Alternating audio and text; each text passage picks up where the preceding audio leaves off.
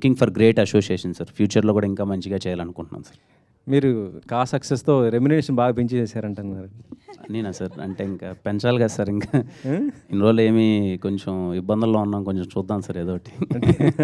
కరెక్టే. మరి పాపం అంటే చిన్న బడ్జెట్తో వచ్చే సినిమాలు వాళ్ళు ప్రొడ్యూసర్స్ ఎక్కువ ఉంటారు కదా సార్. అలాంటి వాళ్ళకి మరి మీరు రెమ్యునరేషన్ ఎక్కువ లేదు సార్. అంటే ఆయన ప్రొడ్యూసర్ గారు రూపాయి సంపాదించుకున్న తర్వాత తీసుకుంటాను, కానీ ఆయనకు రాకుండా అయితే తీసుకోను సార్. అంటే షేర్ అట్లా ఇలా తీసుకుంటారా? షేర్ లాగా తీసుకుంటారా? సార్ అది డిపెండ్ సార్. అది షేర్ నేను అనట్లేదు. బట్ ఒక సినిమాకు ఒక బడ్జెట్, ఒక రిటర్న్స్ అవన్నీ ఉంటాయి కదా సార్. ముందు ఆయన ప్రొడ్యూసర్ గారు సేఫ్ అయిన తర్వాతే మనం ఎంత అన్నది ఆలోచిస్తాం సార్. నెక్స్ట్ ఏంటి మరి? పార్ట్ 2 చేస్తారా లేకపోతే దీని ఏరేది చేసి తర్వాత ఇది చేసుకుంటారా? లేదు సార్. అంటే డైరెక్టర్స్ అది కంటెంట్ అంతా రాసి వన్స్ అది ఫైనల్ లాక్ అయిన తర్వాత కాటు ఈ లోపు అవి కొన్ని కమిట్మెంట్స్ ఉన్నాయి సార్. ఒక 2-3 సినిమాలు ఉన్నాయి, అవి మధ్యలో చేస్తున్నాను సార్.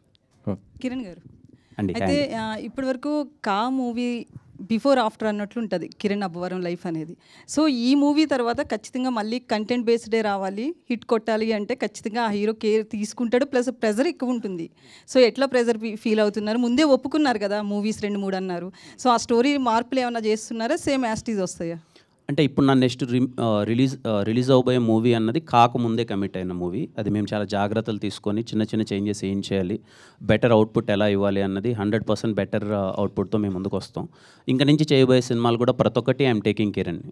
ఐఎమ్ షూర్ ప్రతి ఒక్క చిన్న ఆస్పెక్ట్ దగ్గర నుంచి ఆ పర్టికులర్ జోనర్కి ఆ ఆడియన్స్ని ఎలా ఎంటర్టైన్ చేయాలని చెప్పి చాలా కేర్ తీసుకుంటున్నాను, జాగ్రత్తలు పడుతున్నాను.